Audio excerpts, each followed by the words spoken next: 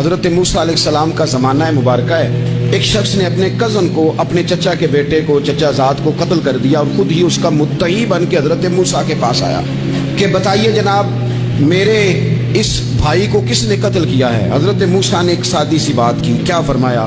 وَإِذْ قَالَ مُوسَىٰ لِقَوْمِهِ إِنَّ اللَّهَ يَأْمُرُكُمْ أَن تَذْبَحُوا بَقَرَةً۔ حضرت موسیٰ علیہ السلام نے اپنی قوم سے کہا کہ اللہ تمہیں حکم دیتا ہے کہ ایک گائے ذبح کرو، گائے کا کچھ حصہ مقتول کو مارو، وہ خود اٹھ کے بتا دے گا مجھے کس نے قتل کیا ہے۔ یہ پہلا سپارہ ہے قرآن مجید کا، آپ اس کو دیکھ لیں، یہ آیت نمبر 67 سے شروع ہو رہا ہے۔ تو اب وہ چونکہ ذبح کرنا نہیں چاہ رہا تھا، اس کو پتا تھا کہ مجرم تو میں خود ہوں، وہ ذبح چونکہ کرنا نہیں چاہ رہا تھا، اس سے کہا کہ مارو ایک حصہ گائے کا، اس کو تو یہ اٹھ کے بتا دے گا۔ تو اس نے جواب کیا دیا؟ قالوا اتتخذون ہزوا، یعنی لگا آپ میرے ساتھ مذاق کرتے ہیں، کبھی ایسا بھی ہوا ہے؟ قال اعوذ باللہ ان اکون من الجاہلین، حضرت موسیٰ علیہ السلام فرمانے لگے میں اللہ کی پناہ مانگتا ہوں میں جاہلوں میں سے ہو جاؤں۔ ہر وقت مذاق کرتے رہنا یہ تو جاہلوں کا طریقہ ہے۔ کن کا ہے؟ حضرت موسیٰ نے کہا ہے، قرآن پاک ہے، ہر وقت مذاق کرتے رہنا۔ خوش طبی اور چیز ہے، مسکراتے رہنا، لیکن کسی کا مذاق ہر وقت اڑاتے رہنا کن کا طریقہ ہے؟ جاہلوں کا۔ جب کہا نہیں ذبح کرنی ہے تو اب ذرا دیکھیے کرنا نہیں نہ چاہ رہے، قالوا ادع لنا ربک یبین لنا ما ہی، کہنے لگے اے موسیٰ پھر آپ نہ رب سے دعا کریں کہ وہ ذرا کھول کے بتائے وہ گائیں کس طرح کی ہو، ارادہ نہیں نہ ذبح کرنے، آپ دعا کریں۔ قال انہ یقول انہا بقرۃ لا فارض ولا بکر، فرمایا کہ رب کہتا ہے وہ گائے نہ بوڑھی ہو نہ زیادہ بچیا ہو، اوان بین ذالک، ان کے درمیان ہو، یعنی جوان گائے ہو۔ فافعلوا ما تؤمرون، کرو جس کا تمہیں حکم دیا جا رہا ہے۔ قالوا ادع لنا ربک یبین لنا ما لونھا، لو اگلی بات سن لو، کہنے لگے آپ دعا کریں رب سے کہ وہ کھول کے بتائے اس کا رنگ کس طرح کا ہو، رنگ بتائیں کس طرح کا ہو۔ قال انہ یقول انہا بقرۃ صفراء، فرمایا رب فرماتا ہے کہ صفراء رنگ کی ہو، یعنی گہرے زرد رنگ کی ہو، کہ رب فرماتا ہے اس طرح کی گائے ذبح کرو۔ فاقع لونھا تسر الناظرین، اور جب کوئی اسے دیکھے تو اسے اچھا بھی لگے، آنکھوں کو اچھی لگے وہ گائے، اس طرح کی گائیں ذبح کرو۔ لو اتنی باتیں بتا دی۔ قالوا ادع لنا ربک یبین لنا ما ہی، کہنے لگے نہیں آپ پھر دعا کریں اللہ ذرا کھول کے بتائے گائیں کس طرح کی ہو۔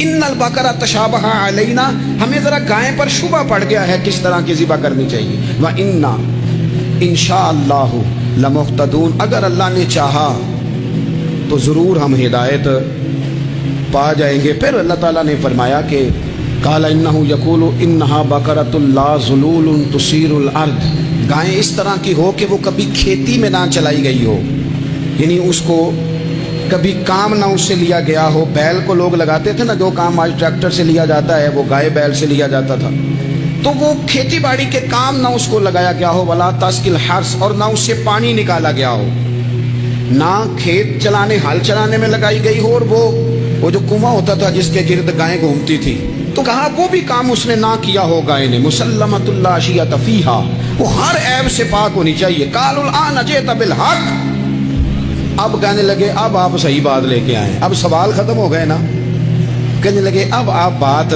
فذبحوہا، انہوں نے ذبح کر دی۔ وما کادوا یفعلون، پر ایسا کرتے نظر آتے، لگتا نہیں تھا کریں گے ذبح پر ذبح۔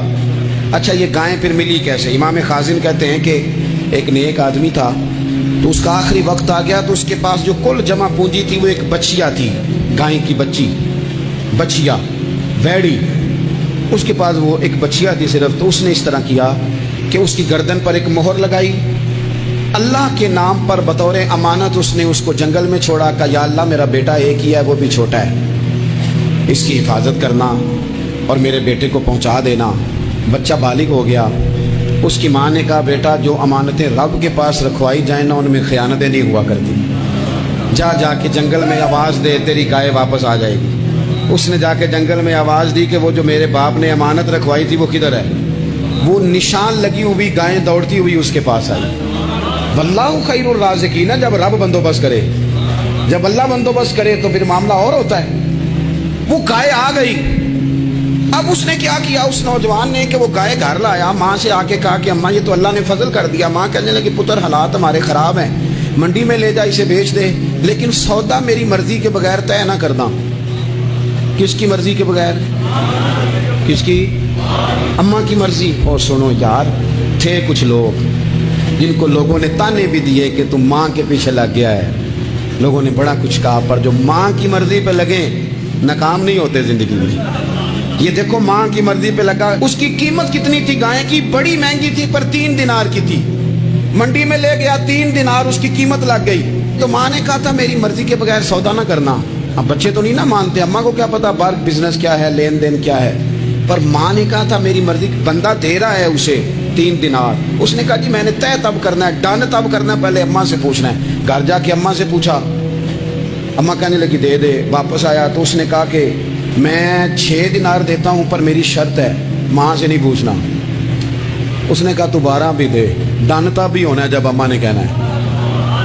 वो जब इस तरह की उसने गुफ्तगू की, वापस अपनी वालदा के पास गए, कहने लगे अम्मा समझ नहीं आती, 3 दिनार की गायें बंदा 12 में खरीदने को तैयार है, शर्त लगाता है कि अम्मा से नहीं पूछना। तो वालदा कहने लगी पुत्र पहले उससे जाके पूछ क्या वो है कौन, ये कोई रूहानी मामला है, कोई गैबी मदद है, पूछ। उससे जाके पूछा तो वो कहने लगा मैं तो फरिश्ता हूँ अल्लाह का, तूने गायें बेचनी नहीं, इसलिए कि तेरा बाप भी नेक है, तेरी माँ भी नेक है, रब तेरे रिस्क में बरकत पैदा फरमाना चाहता है। माँ बाप नेक होना, रिस्क में बरकत हो जाती है। माँ बाप नेक हो, उनकी सालहियत का असर पहुंचता है बच्चों तक। रिस्क हलाल कमा के लाने वाले हों तो घर में बरकत होती है। जाके कहा कि तेरे माँ बाप नेक थे, इसे ना बेचना गाय को, तो क्या करें? कहने लगे बनी इसराइल वाले सवाल कर करके ना कर करके खुद मुश्किल में आ गए। अब वो ऐसी गाय जो जवान भी हो, यहाँ तो हर गरीब आदमी अपनी गाय यहाँ लगा देता है, खेती बाड़ी में यहाँ लगा देता है, कुएं में पानी निकालने में, तो यहाँ तो हर एक की गाय। तो ऐसी गाय जिसका रंग भी इतना प्यारा हो, ज्यादा बूढ़ी ज्यादा बच्ची भी ना हो, और अभी तक खेत में भी ना लगी हो, वो सिवाय तेरे कहीं नहीं है। उसने कहा चल फिर मेहरबानी कर बता मैं कितने को दूं गायें, अगर वो आ जाएं तो कितने को बेचनी है? उसे कहना कोई नहीं, रेट तो ज्यादा करना ही नहीं। उनसे कहना गाय के अंदर से गोश्त निकाल दें और जितना गोश्त है उतने पैसे भर दें, उसकी खलड़ी भर दे। अब वो बनी इसराइल वाले ढूंढते ढूंढते ढूंढते ढूंढते पहुंच गए। कहा जनाब गाय 3 दिनार की 6 ले लो। उसने कहा ना भाई, ज़िबा करूंगा, गोश्त निकालूंगा, जितना वजन गोश्त का इतने पैसे भरोगे खाल में तो फिर गाय तुम्हें मिलेगी। अब मजबूर थे, क्या करते? इब्ने कसीर हदीस लाए हैं, इमाम सयूती ने दुर्र मंसूर में भी लिखी है। नबी पाक सल्लल्लाहु अलैहि वसल्लम ने फरमाया सुनो जवानों, और इसे दिल की तख्ती पे लिखो। नबी पाक अलैहिस्सलाम ने फरमाया अगर बनी इसराइल वाले ज्यादा सवाल ना करते तो इतनी मुश्किल का शिकार ना होते। इन्होंने सवाल इतने किए कि चारा नहीं है अब इनके लिए, चारा नहीं है अब इनके लिए कि ये इधर उधर जा सके, मजबूरी बन गई। यही गाय खरीदनी है, यही ले जानी है। अब इतना सारा माल जमा करके वो गाय खरीदी, ज़िबा की, तो मकतूल को जब उसका एक हिस्सा मारा तो उसने उठ के कह दिया ये जो मुदई बना हुआ है ना, यही तो मेरा कातिल है, यही तो मेरा कातिल है, यही तो है।